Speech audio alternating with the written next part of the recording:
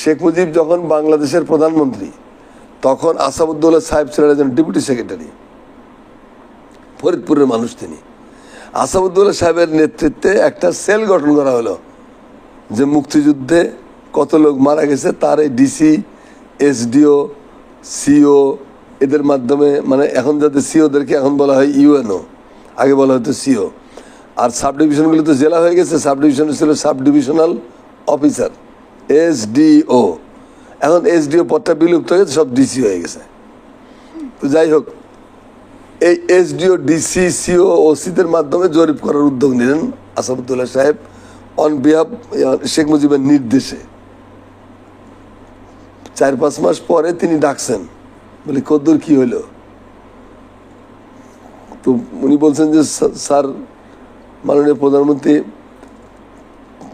সংখ্যা তো বেশি পাচ্ছি না। কত পাইছে? যা পাইছে তাতে 22-23 হাজারের মতো হয় আর কি। বললে কোর্স কি? যা এটা বন্ধ করে দে, যা কইছি 30 লাখ ওটাই চলবে।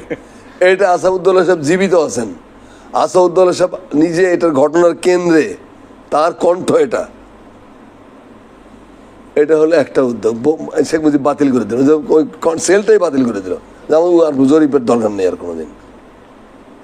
1 2 নম্বর হলো শর্মিলা বোস। শর্মিলা বোস নামে অক্সফোর্ডের একজন ফেমাস প্রফেসর আছেন, তিনি একটা বই লিখেছেন 71 সালের কিলিং এর উপর। বইটার নাম হলো ডেড রিকনিং। ডেড রিকনিং। এই বইয়ে তিনি যে জরিপ করেছেন, সেই জরিপেও তো বিহারি বাঙালি মিলিয়ে 70-80 হাজার লোক মারা যাওয়ার মতো হয় আর কি, তাদের জরিপে। এটা আমার কথা না, কিন্তু তার জরিপে। এখন একমাত্র শর্মিলা বোস এ যাবৎকালের বাংলাদেশের ইতিহাসের একমাত্র ব্যক্তি, আন্তর্জাতিক বিশ্বের একমাত্র ব্যক্তি, যিনি 71 সালে কিলিং এর উপর প্রত্যেকটা স্পট ধরে ধরে শুমারি চালিয়েছেন, জরিপ চালিয়েছিলেন। প্রত্যেকটি বদ্ধভূমিতে তিনি গেছেন, প্রত্যেকটি গ্রামে গ্রামে তিনি ঘুরেছেন বাংলাদেশের। এত পরিশ্রম করে 7-8-10 বছরের পরিশ্রম করে তিনি এই বইটা লিখেছেন।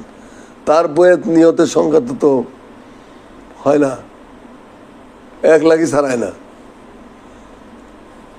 একটা। এখন আপনি এটা মানবেন কি মানবেন এটা আপনার ইচ্ছা, কিন্তু শর্মিলা বোসের ফাইন্ডিংসটা হলো যে সর্বোচ্চ 1 লাখ থেকে 1.25 লাখ লোক, এর মধ্যে অর্ধেকটি হলো বিহারি।